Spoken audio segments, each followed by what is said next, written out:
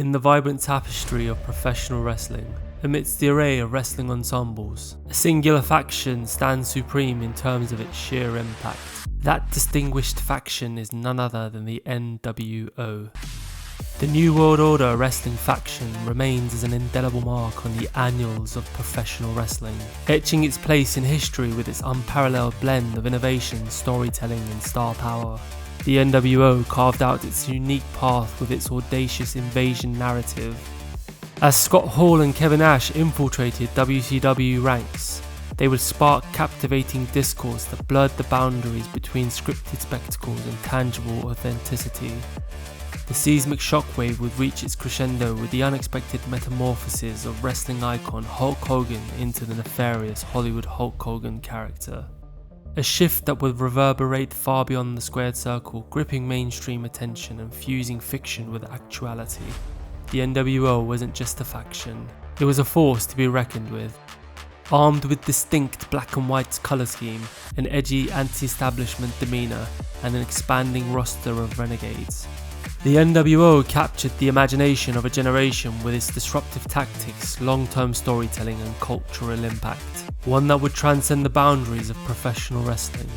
Infiltrating popular talk shows and proliferating into a merchandising juggernaut, the faction's influence solidified its place as more than a wrestling storyline. It was a cultural touchstone. But while the NWO undeniably asserted its case as the pinnacle of influential factions in professional wrestling, there exists another group that could conceivably stake its own claim to shaping the NWO's trajectory, and one that gave birth to the idea of an invasion storyline. That group is none other than Japan's very own UWFi.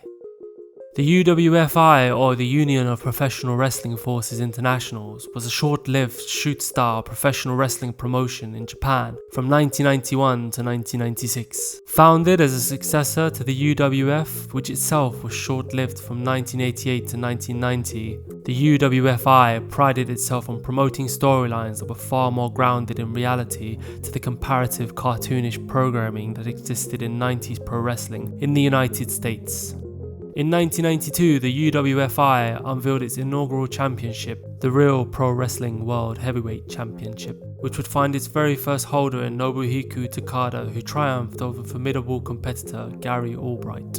In a strategic move to further bestow an air of prestige upon the championship belt, UWFi strategically partnered with none other than the legendary Lou Thesz, who took on the role of commissioner and would graciously entrust his very revered NWA world title to serve as a potent symbol of distinction. This overarching theme of authenticity became the bedrock of the promotion's identity. Both Lou Thesz and Takada would spend the following years trying to distinguish the UWFi from other Japanese promotions, particularly Takada's former home, New Japan Pro Wrestling, for their perceived inauthenticity, while positioning the UWFi as the embodiment of legitimacy.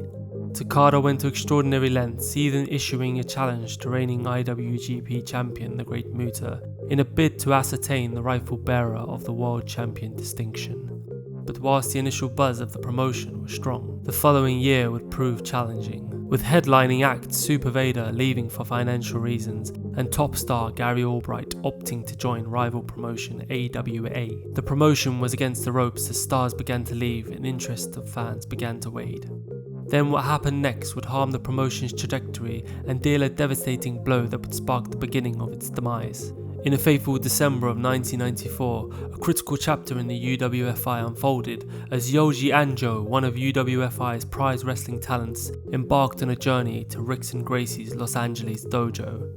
Accompanied by a handful of Japanese journalists, Yoji would issue Gracie with a daring challenge for a dojo showdown. Displaying his characteristic audacity, Gracie would immediately accept the gauntlet before promptly dismantling Anjo in a resounding display. The aftermath of this encounter saw snapshots of the battered and bloodied Anjo splashed across the pages of numerous magazines, accompanied by impassioned calls for UWFi's champion Takada to exact revenge for his compatriot. Knowing that Takada was no match for Gracie, the UWFi would never respond. This choice was widely perceived as an implicit acknowledgement of Gracie's supremacy in combat, casting a shadow over Takada and the UWFi's assertion of being formidable legitimate fighters. In a desperate attempt to rekindle the respect of fans, the the UWFi knew they would have to take drastic measures to recapture the attention they once had, and they looked to an unlikely source as a potential solution for their financial problems. UWFi turned to arch nemesis New Japan and proposed running an angle which would see them invading New Japan Pro Wrestling. And in 1995, New Japan would agree to run the angle, but under one condition: that they have full control over the booking of the inter-promotional matches. The revelation of this partnership between the two promotions would send shockwaves across the Japanese wrestling sphere with such magnitude that its effect would be felt all the way in Atlanta, Georgia, where newly appointed WCW Vice President Eric Bischoff was in search of his next big idea.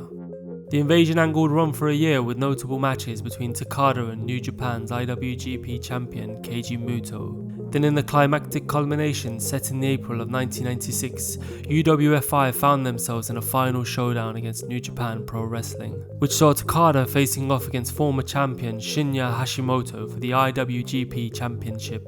The contest was highly entertaining, with Takada displaying his dominance in striking and grappling exchanges, but Hashimoto responding with brute force before dropping Takada on his skull. The contest would end in a triangle choke as Takada lay near motionless. After holding on for a brief moment, Takada would tap several times in rapid succession, and a new world champion would be crowned, dealing a final finishing blow to the invasion storyline.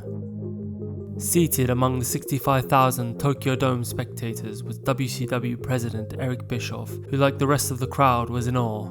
The invasion angle and hard-hitting wrestling style of Japanese wrestling would plant a seed firmly in the mind of Bischoff, and would come to bloom a few months later, when WCW would find their very own invading wrestling angle orchestrated by Scott Hall and Kevin Nash. The NWO invasion of WCW mirrored what Bischoff witnessed in New Japan, yet would grow into a beast of its own and forge its own unique identity. The emergence of the NWO in professional wrestling stands as an enduring testament to its seismic impact of the wrestling landscape, and the ripple of which can still be felt in the modern era, as wrestling continues to go through its own metamorphosis. Today it's hard to deny the foundations laid by the NWO have reverberated through the years, serving as a pivotal touchstone for the creation of subsequent iconic factions such as the Bullet Club, the Shield, the Elite. These groups, each with their own unique identity and influence, owe a debt to NWO's groundbreaking approach to storytelling and character dynamics.